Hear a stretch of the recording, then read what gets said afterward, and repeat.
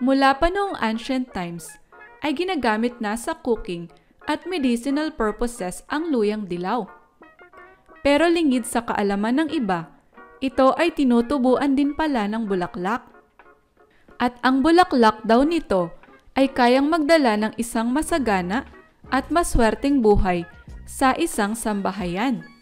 Kaya naman sa video na ito ay tatalakayin natin kung ano nga ba ang taglay na swerte ng bulaklak ng luyang dilaw at paano makukuha ang bertud nito.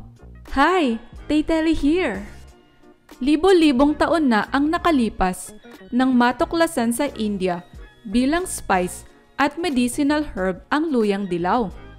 Ngayon, kahit saang parte yata ng mundo ay mayroon na ang halamang gamot na ito.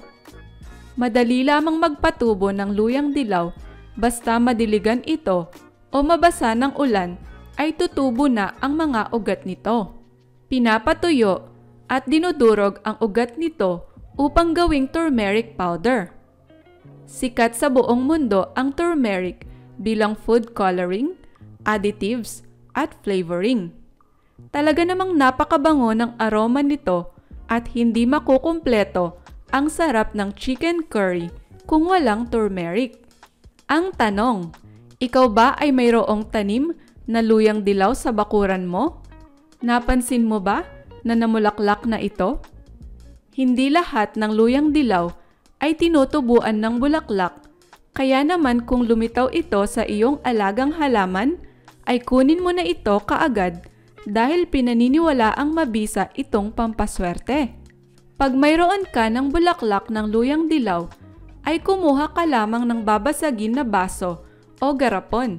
Lagyan ito ng asin, bulungan ng mga bagay na minimithi mo sa iyong buhay, at ilagay ang bulaklak ng luyang dilaw.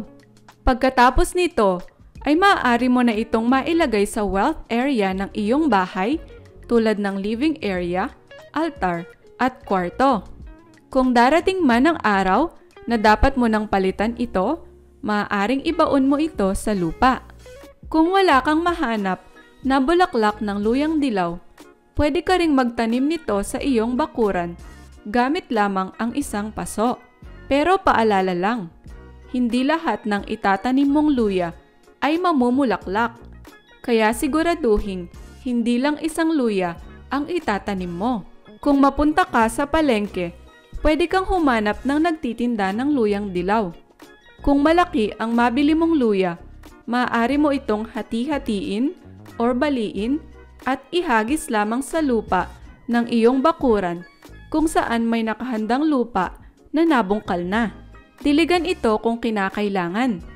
Pagkatapos ng isang buwan, ay makikita mong mayroon ng tumubong halaman dito. Sa panahong ito, pwede mo na itong ilipat kung saan mo man naising itanim ito. Huwag kalimutang diligan ito araw-araw, umaga at hapon. Reminders lang sa pagtatanim. Ayon sa Vastu Shastra, kung magtatanim ka man daw ng luyang dilaw sa iyong bakuran, siguraduhing even numbers ang bilang ng mga ito. Ang pagtatanim ng turmeric o luyang dilaw ay kayang maghatid o magbigay ng masaganang buhay. At mas maganda kung samahan din ito ng herbs tulad ng rosemary, thyme, at coriander.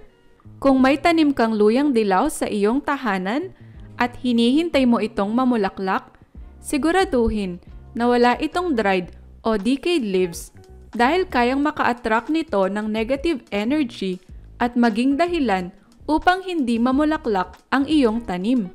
Iwasang ilagay ang bulaklak ng luyang dilaw sa mga vase o baso na may crack. Kung itatanim ito, huwag gagamit ng paso na may lamat na. Pinaniniwalaan din na hindi lang swerte sa pera ang kayang ibigay ng bulaklak ng luyang dilaw. Ito rin ay may dalang bertud na makapag-attract ng love. Kaya kung hindi mo pa nakikita yung taong para sa'yo, malay mo, gamit ang pampaswerteng ito, finally, maparating mo na siya sa buhay mo. Pero reminder lang, ito ay lucky charm lamang sa buhay. Syempre, kailangan mo pa ring kumilos.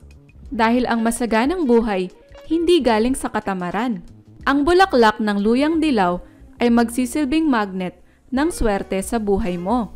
Muli, this is Stay Telly, ang iyong #1 resources ng makabuluhang kaalaman every week. Kaya subscribe ka na para lagi kang updated.